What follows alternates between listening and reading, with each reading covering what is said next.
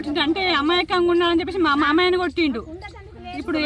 ఇప్పుడు మాకు ఉండడానికి అసలు ఇండ్లు లేవు, ఏం లేదు. ఇట్లా అందరూ అట్లా చేస్తే ఇప్పుడు మేము ఏం చేయాలని మాకు అర్థమైతలేదు.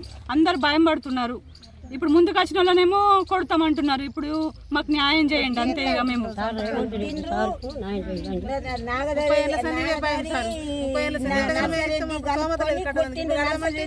కాబట్టి కట్టుకుందామని అనుకుంటున్నాం, కానీ మాకు ఎప్పుడు వచ్చినా కానీ ఎవరో ఒకళ్ళు అడ్డొస్తున్నారు. రేవంత్ రెడ్డి న్యాయం చేయాలంటే రేవంత్ రెడ్డి గారు మాకు న్యాయం కాంగ్రెస్ ప్రభుత్వం వచ్చింది కాబట్టి మాకు న్యాయం చేయాలని మేము అడుగుతున్నాం. 30 ఏళ్ళ సంది ఇదే తిప్పలు ఉన్నది.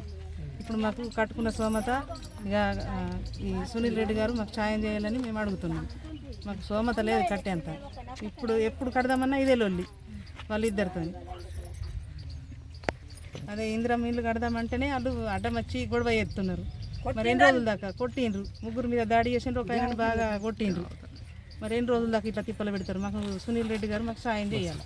94లో ప్లాట్ దొరికింది, 94లో. ఇక అప్పటి నుంచి చేసుకుంటామంటే చెయ్యనియకుండా ఎంబటపడ్డారు. వాళ్ళు వచ్చి చేసుకుందామన్నా వాళ్ళు చేయనిత్తలేరు. ఇక ఇప్పుడు తెగబడ్డదానికి సార్ మీదికి మరల పడుతున్నారు. ఇట్లా తిరుగుతున్నారు, మళ్ళీ ఎంబట పడుతున్నారు. కొట్టిండ్రు జనర్సగొన్ని. ఎంతమందికి ఇచ్చారు ప్లాట్లు? ఇవన్నీ పక్క కొన్న 94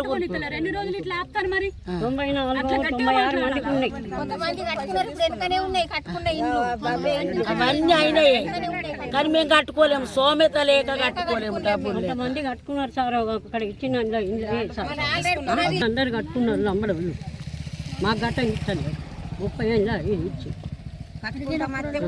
కట్టుకుంటామంటే ఇప్పుడు ఒక ఆయనని కొట్టిండ్రు, కొట్టిండ్రు. ఇష్టం తీసుకుంటారు సార్.